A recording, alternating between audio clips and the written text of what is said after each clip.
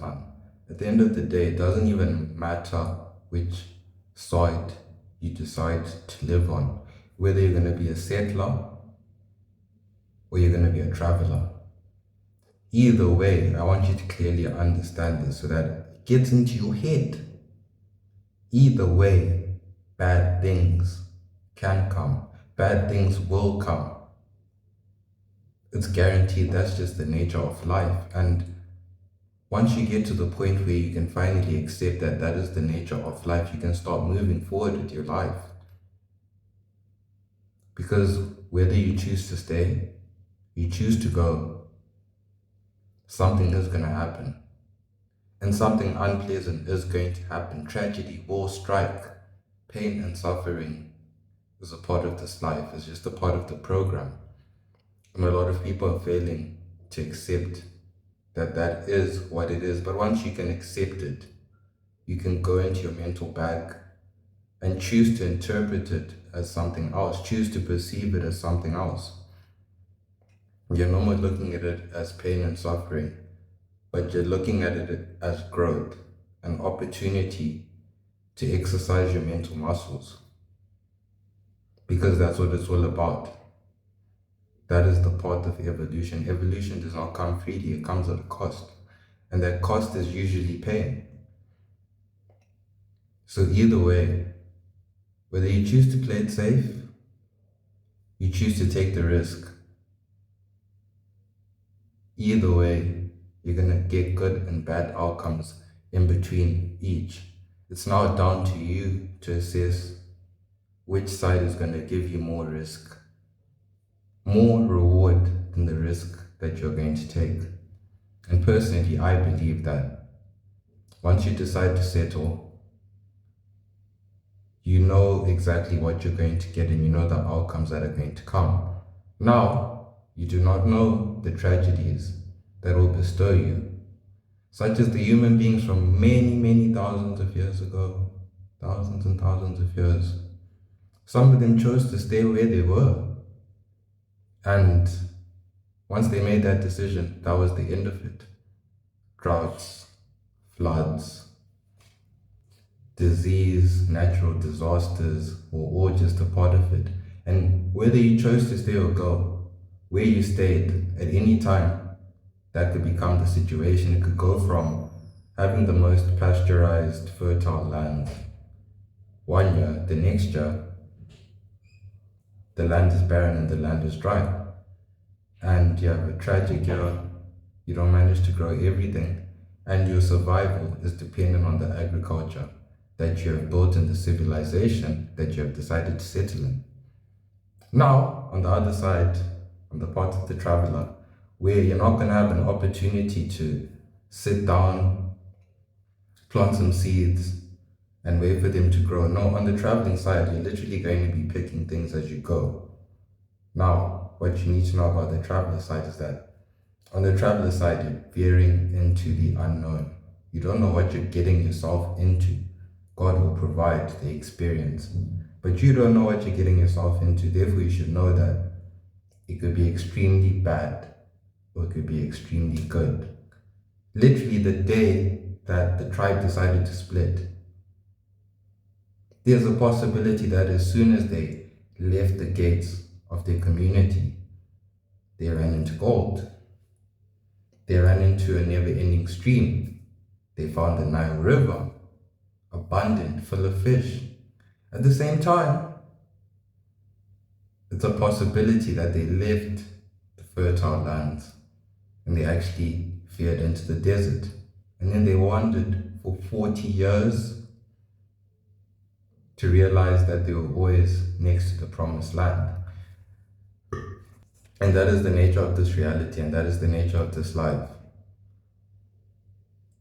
Because on most channels that you're gonna go onto, they're gonna tell you, no, you have to try, you have to risk it all.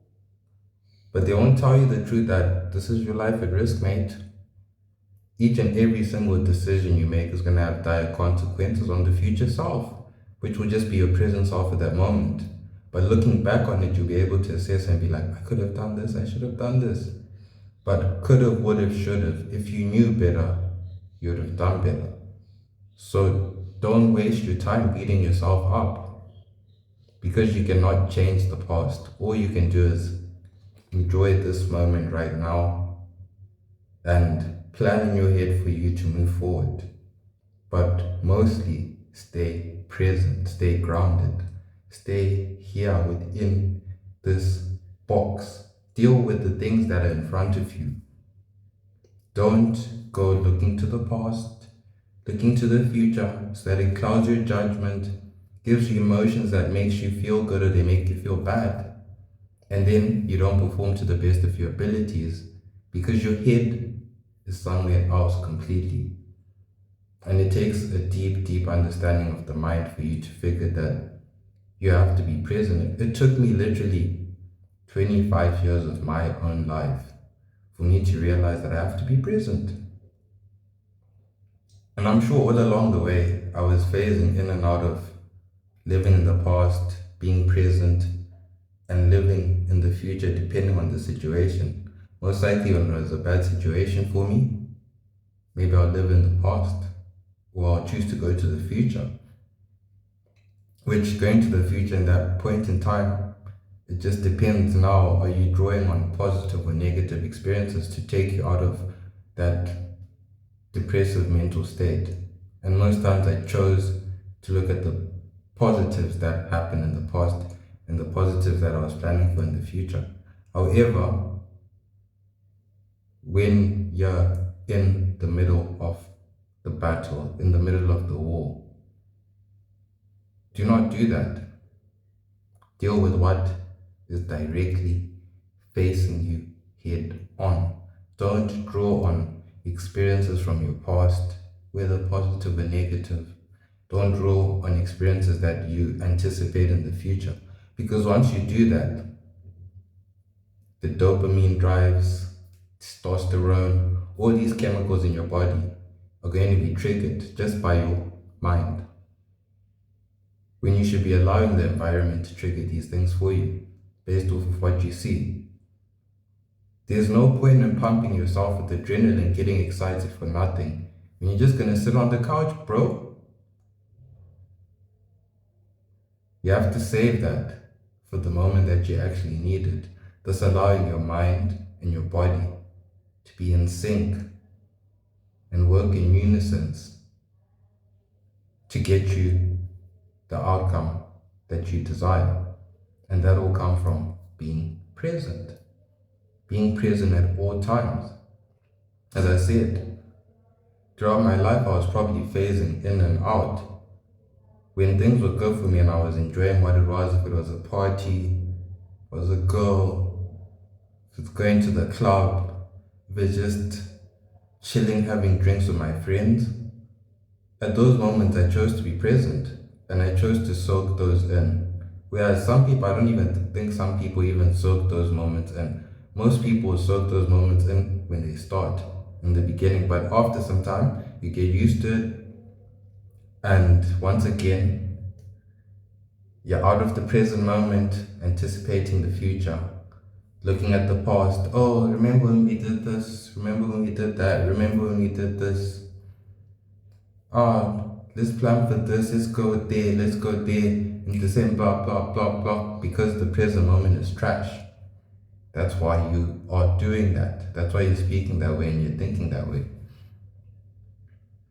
So it's very important for you to be mindful of yourself so that you can keep yourself present at all times and you can soak everything in at all times.